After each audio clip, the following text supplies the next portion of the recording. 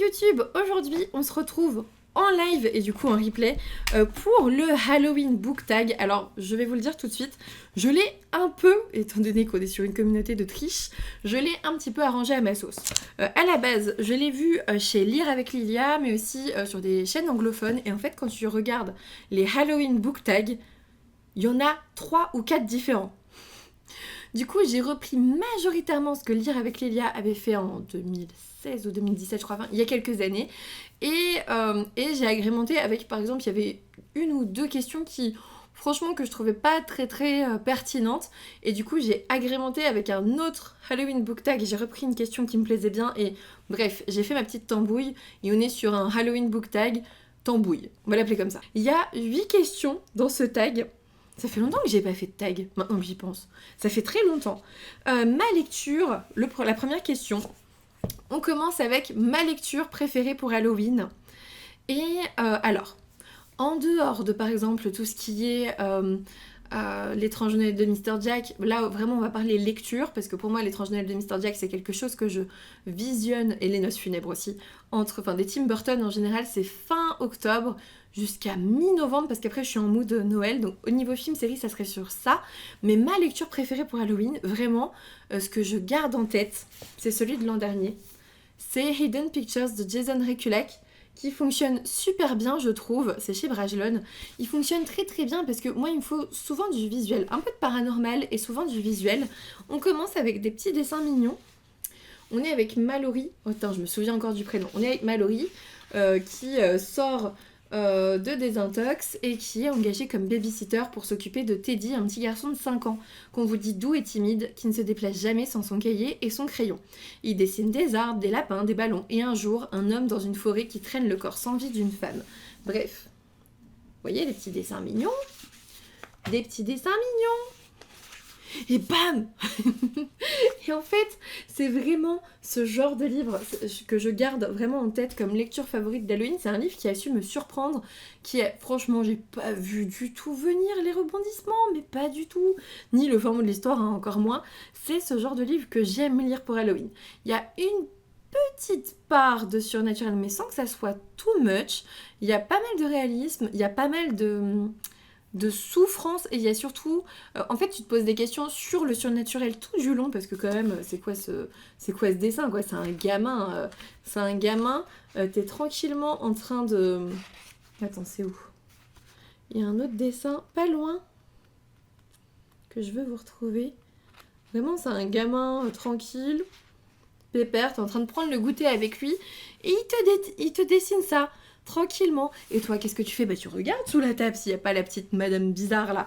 Donc vraiment, c'est un roman qui m'a beaucoup marqué, qui m'a pas forcément fait peur, mais qui m'a fait m'interroger sur pas mal de choses au niveau du récit, au niveau du scénario. J'ai adoré, j'ai rien vu venir.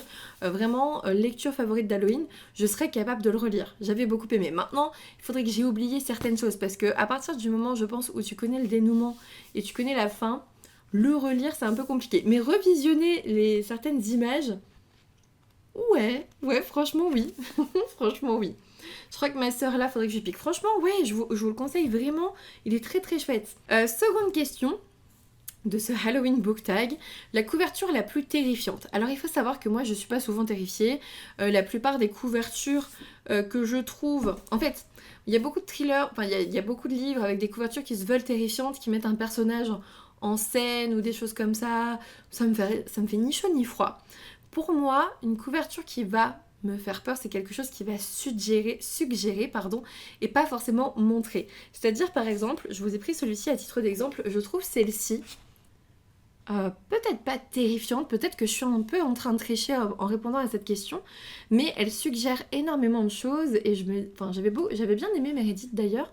Elle suggère plein de choses, et tu sais pas trop à quoi t'en tenir. Ouais, voilà, c'est le mot que je cherchais, salut Mido. C'est angoissant, voilà, c'est ça. Et c'est un petit peu la même chose... Oh putain, j'ai balancé un marque-page. La même chose avec Vous êtes cordialement invité. C'est assez angoissant, tu vois qu'il va se passer un truc qui va un petit peu te faire peur, c'est inquiétant. Terrifiant, moi j'ai jamais eu une couverture qui m'a terrifiée, vraiment, je trouve que le mot est très fort. Mais on va plutôt être sur des couvertures comme ça, surtout avec des manoirs. C'est pour ça que je vous montre les deux. Avec vraiment des manoirs où tu te dis, oula, il y a du paranormal là-dedans les gars. Vraiment, il y a du paranormal là-dedans. Et c'est pour ça que moi, je vais lire celui-ci là à Halloween. Donc la soirée d'Halloween, le 31 octobre sur Twitch. Je lis celui-ci avec Soliste. Ça va être très chouette. Je le sais. En plus, putain, je l'ai ouvert. Je viens de dire le mot frisson. Pour cette soirée frissonnante, ça va être génial. D'ailleurs, si jamais vous voulez participer à la lecture commune, c'est avec plaisir. Si vous voulez nous faire vos recommandations de livres frissonnants, vous pouvez passer, il n'y a pas de souci, ou me faire une petite vidéo, il n'y a pas de souci non plus. Et si jamais personne ne veut passer parce que vous êtes tous des timides et que en fait vous avez plein de recommandations, mais vous n'osez pas trop venir en caméra, etc., il n'y a pas de souci, on pourra aussi regarder ça via les chats, vu que je vais le faire un petit peu partout ce live. Du coup, hop, qu'est-ce qu'il y a ? Bon, bah on a un chat qui vient mettre l'ambiance. Voilà, voilà. Et surtout, vous êtes cordialement invités. Regardez ma dédicace. Ah ouais, c'est trop mimes. Ah ouais, c'est trop mimes. Donc voilà, ça a l'air... Pour moi, ce sont vraiment des couvertures qui ont l'air un peu frissonnantes, un peu angoissantes, un peu inquiétantes, comme vous disiez dans le chat. Question 3 de ce Halloween Book Tag. Si tu pouvais aller demander des bonbons avec un auteur, qui choisirais-tu ? Alors, je savais pas dans quel sens prendre cette question, et puis finalement, la réponse m'est arrivée comme une évidence. Je choisirais bien sûr Marine Kelada, parce que de toute évidence, c'est la seule façon pour moi de croiser cette autrice que je veux rencontrer depuis longtemps. Donc je pense que Marine Kelada sera déguisée en quelque chose d'une légende écossaise, ça m'ira très bien, et je veux aller demander des bonbons avec elle, parce que je me dis, sur le trajet entre plusieurs maisons, on aura enfin l'occasion de discuter. Tu vois, j'ai préféré le prendre comme ça, j'ai encore triché. Sinon, au niveau auteur, thriller, épouvante, je serais peut-être sur du Tillier qui m'a fait un peu frissonner dans la voiture, ou du Chatham qui m'a aussi un peu fait frissonner dans la voiture au moment où j'écoutais des livres audio. King m'a jamais fait frissonner pour le coup, donc je dirais pas King. Je dirais vraiment pour frissonner un petit peu Tillier, Chatham. Il y a pas tous les livres, pas tous. Franchement, Chatham, Le Signal, j'ai rigolé. Mais Insecte m'a tellement dégoûté que j'en ai frissonné. Peut-être... ouais, et Tillier aussi, c'était pas le manuscrit inachevé, le pire, c'était Il était deux fois qui m'avait dégoûté. Pourquoi pas eux pour me faire un petit peu peur, mais sinon franchement Marine, viens chercher les bonbons avec moi s'il te plaît. Franchement Marine quoi. Franchement Marine. Moi j'irai avec Amélie Nothomb car je sais de source sûre que c'est une très gentille personne et comme elle est un peu barrée, il y a moyen que ça soit sympa. J'ai rencontré Amélie Nothomb et elle est très gentille, c'est vrai. Très très gentille. 4e question. Alors, là ici j'ai changé un petit peu la question parce qu'en fait, on vous dit... Alors, est-ce que j'ai le droit à 2 réponses en trichant ? En fait, je vais faire 2 questions en une seule. Bref. La question de base, ça serait en quel personnage voudrais-tu te transformer à la pleine lune ? Alors, si je veux me transformer en un personnage, c'est-à-dire devenir ce personnage, je vais être très béaba, je vais être sur du Hermione Granger, bonjour, je veux aller à Poudlard, ou un personnage de webtoon, par exemple celui-ci, elle se retrouve dans son roman favori et elle va aider son personnage favori à globalement ne pas mourir et à vaincre une malédiction. Ça va, je te gêne pas ? Donc, on se regarde. Donc globalement, j'aimerais bien être celle-ci parce que t'atterris quand même dans ton roman favori pour aider le personnage que tu veux aider. Plutôt cool, tu vois. Après, Hermione Granger ou un autre... non, pas Hermione. J'ai dit Hermione, c'est pas du tout Hermione que je veux être. Ça serait Luna. Oui, c'est toi. Luna Lovegood. Ah ouais, franchement, je préférerais trop être Luna Lovegood. Et les barils, j'aime trop. Ouais, je veux pas être Hermione. Je vais être Luna. Et puis... Mais ouais, franchement, Luna. On est d'accord. Et en fait, il y avait une autre question dans un autre Halloween Book Tag. Et franchement, j'ai trop hésité entre les deux, donc j'ai envie de faire les deux. Donc, à nouveau, une 4e question, on s'en fout. Et ça serait, en gros, en quoi tu aimerais pouvoir te déguiser pour aller demander des bonbons, globalement. En quel personnage tu aimerais pouvoir te déguiser. Et là, je trouvais que c'était un peu redondant avec celle-ci. C'est pour ça que j'ai pas mis les deux. Parce que là, c'était vraiment en quel personnage tu voudrais te transformer à la pleine lune. Et là, la nouvelle question, c'est en quel personnage tu voudrais te déguiser et rentrer chez toi après et redevenir toi-même. J'aimerais bien un jour, en fait j'ai toujours dit que ça me ressemblait beaucoup tout en l'étant pas vraiment, fort heureusement, parce que je ne suis pas tombée sur un Joker, mais j'aimerais beaucoup à un moment donné faire la Harley Quinn, tant la partie psychiatre que la partie barrée. Et franchement ça serait trop chouette parce que c'est mon métier aussi, et je trouve ça beaucoup trop drôle au niveau de la comparaison. Donc vraiment, ça serait plutôt Harley Quinn, je dirais. Harley Quinn, mais tu pourrais faire, j'imagine carrément ça en côté psychiatre super sage et côté méga barré, tu vois. Ça serait trop bien. Ça serait trop bien. Ce qui est pas difficile à faire, hein, t'as juste à faire une couette et à faire un bout de chignon à droite et t'as fini, quoi. Vraiment, pas trop compliqué. Hein. 5e question. On te dit, qu'aimerais-tu trouver dans ton sac à bonbons venant d'un roman? J'avais pas pensé à cette question. Enfin, vite fait, en fait, ça va être redondant. On va retomber dans Harry Potter. Mais sérieux, les gars, j'attends ma lettre pour Poudlard depuis tellement longtemps que j'aimerais bien la trouver dans mon sac de bonbons à la fin de la soirée d'Halloween. Vraiment. Oh, à la soirée d'Halloween, il faut qu'on prévoie des bonbons à manger. Mais en vrai, en fait, je l'ai pas pris comme vraiment le bonbon que j'aimerais tester. Sinon, j'aurais mis Choco Grenouille, objectivement, vraiment. Mais je l'ai pris comme qu'est-ce que tu aimerais, un objet magique trouvé dans ton sac à bonbons. Donc, je dirais soit ma lettre pour Poudlard, putain, les gars, je l'attends depuis tellement longtemps.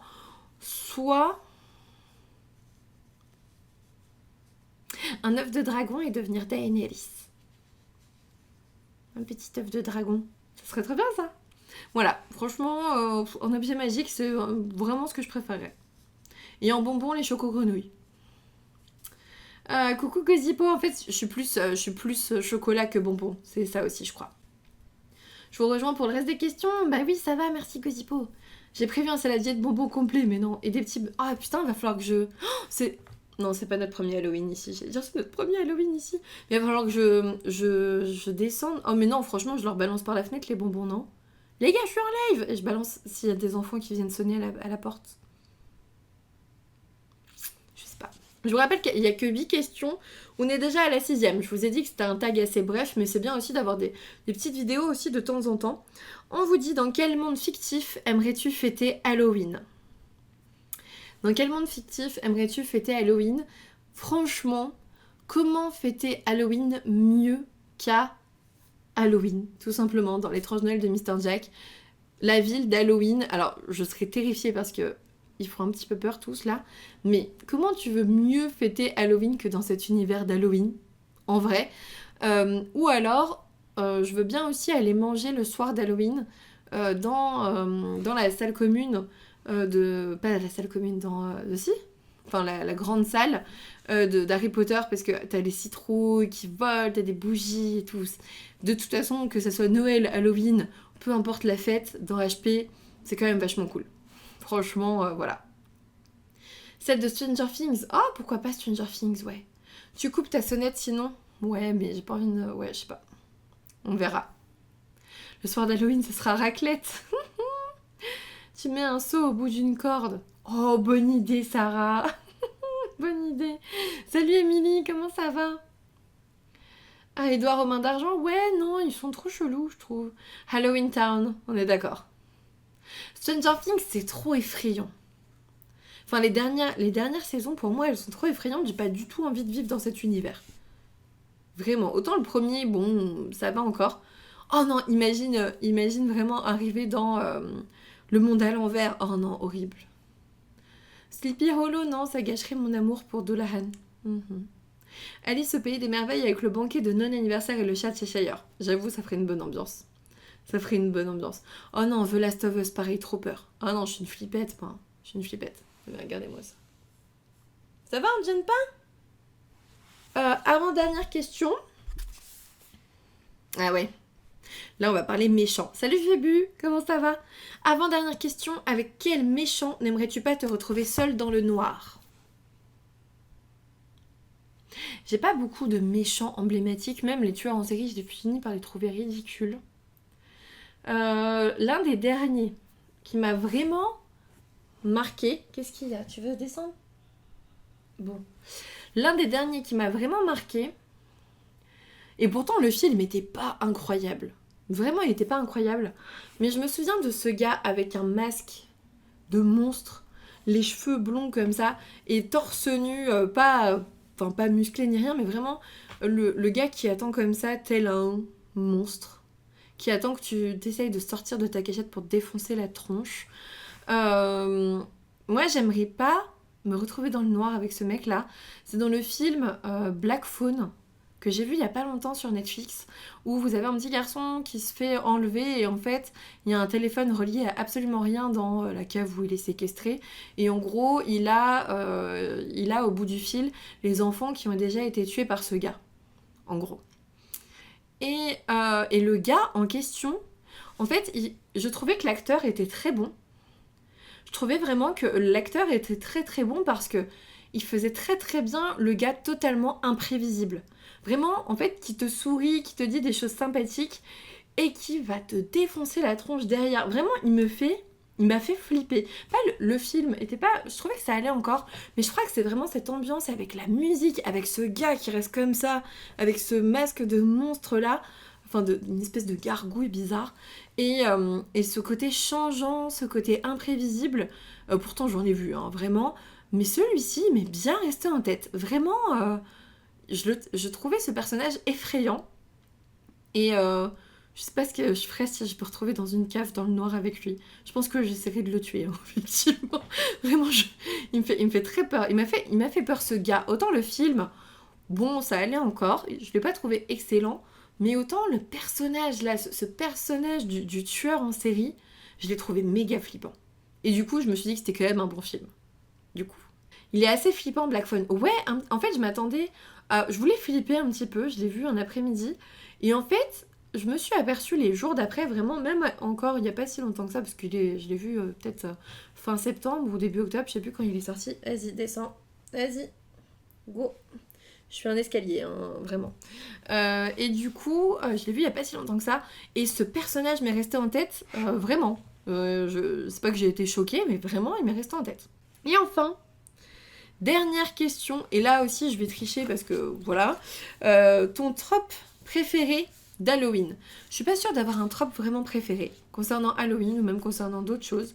J'en ai en romance, mais pas forcément concernant Halloween, concernant les thrillers. Je vais plutôt vous dire que ma thématique, voilà, je triche. Ma thématique favorite pour Halloween, ou en tout cas pour un livre qui doit me faire flipper, ça va être tout ce qui touche un peu au paranormal, tout en restant quand même dans la réalité. Faut pas que ça soit trop paranormal, faut que ça fasse un peu flipper sur le plan du paranormal, tout en étant bien ancré dans la réalité. Et le coup de la folie aussi, c'est un truc qui me plaît bien. Mais ça, c'est des formations professionnelles, je pense. Quand c'est bien fait, je trouve ça excellent. Mais ça va vraiment être ces thématiques-là. La folie, enfin la folie, ce qu'on en pense en tout cas, la folie telle que la société la voit. Et le coup du paranormal, si c'est pas trop paranormal. Faut pas que ça soit too much, sinon tu m'as perdu. Faut que ça soit ancré dans la réalité, que ça soit crédible et que ça puisse vraiment m'arriver ici, quand j'entends un bruit suspect et que je suis toute seule. Là, ouais. Là, ça marche. Là, ça marche et ce sont vraiment mes thématiques préférées pour Halloween. Bon, du coup, on va s'arrêter là pour YouTube. Le tag est maintenant terminé, comme je vous l'avais dit, c'était assez rapide. N'hésitez pas à poster un commentaire avec vos réponses. Ça pourrait nous aider à trouver de super lectures pour Halloween qui arrivent à grands pas. Je vous laisse me laisser du coup un petit commentaire, un pouce bleu, un abonnement si ce n'est toujours pas fait. Et puis moi, je vous dis à bientôt pour une nouvelle vidéo.